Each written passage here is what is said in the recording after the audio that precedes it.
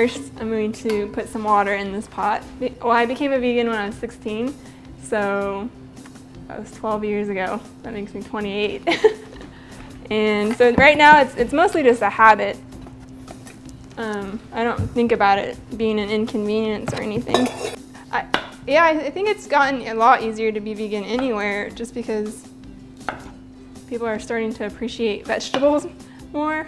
Aside from the dyed cheese, like this would be a really cheap meal. I mean, we got sweet potatoes, black beans, corn tortillas, and then I'm gonna make an enchilada sauce out of tomato paste. I grew up on a mini farm where we raised pigs and we raised cows and we butchered them and they had names, and it was this weird thing like, who are we eating for dinner? And our dinners had names and it wasn't. Okay, I'm gonna make the enchilada sauce. It's an invention. So I have 2 cans of tomato paste. This is Whole Foods brand, but you can use whatever you want. 2 cans, 6 ounces a piece.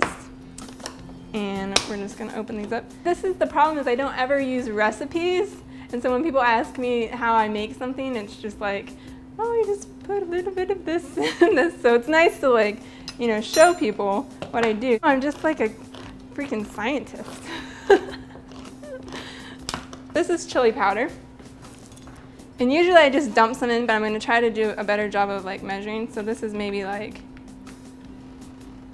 1, 2, and then I am really just gonna dump this onion powder. So if you have a similar contraption, you can just dump some onion powder, dump some garlic powder. That's probably, I wanna say like maybe a half a teaspoon of each. So this is cumin, which is the secret. So we'll put some of that, like that much. This is really cheap. It's $1.56 for this giant thing at Las Americas.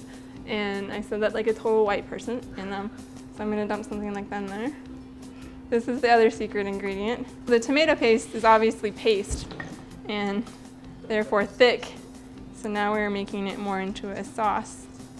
The people I don't understand are the people that eat meat and are against hunters, or like think that killing your own meat is disgusting. Like those are the people I don't understand. I'm like, but they're just like, well, I go to the, I get my hamburger at the grocery store. Okay, that if you actually have to go kill the cow, like that is disgusting. And it's just like that disconnect is like the really like eerie, creepy. Like I just don't feel right with it. Like the people that are like, yeah, I chopped this deer's head off and gutted it. Like I'm a badass, and I'm like, I wouldn't do that, but you did, so that's good that you understand that something died for you to eat it, whereas like the saran wrapped hamburger meat lady, I'm just like, I don't get you. All right, the potatoes are done. They're going over here. They're getting dumped into the sink, into this colander. When you're DIY, you improvise. Sometimes you mash things with a whisk. So this is gonna be our filling for the enchiladas. And then I'm gonna add garlic and onion powder, cumin, a little cumin in here. So basically the same seasonings that went in the sauce, I'm just adding a little bit to the sweet potatoes here. And then, so into the sweet potatoes, I'm just gonna add the black beans. So anyways, this is what this is kind of looking like. I've mixed the beans in with the sweet potato. So how we do this is we wait till this is pretty warm and flexible. So you just kind of make a little strip of the filling here, and then I take one side and flip it over and roll it. So then you got a little enchilada there. That's how you do it. If you're not vegan, you can put real cheese, but we're gonna put this stuff. Our oven has successfully heated up to 425. That's a good temperature to melt cheese. But you wouldn't want to leave it in here for too long because it would get crispy. All right, we're ready here. Enchiladas. It's pretty melty. You could always like put it on, you know, the broil and really get it gooey.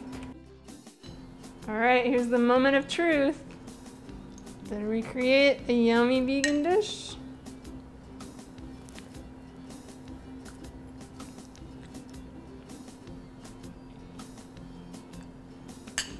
It's really hot. It's good. we are successful. Nasty old bastard with the rancid cologne.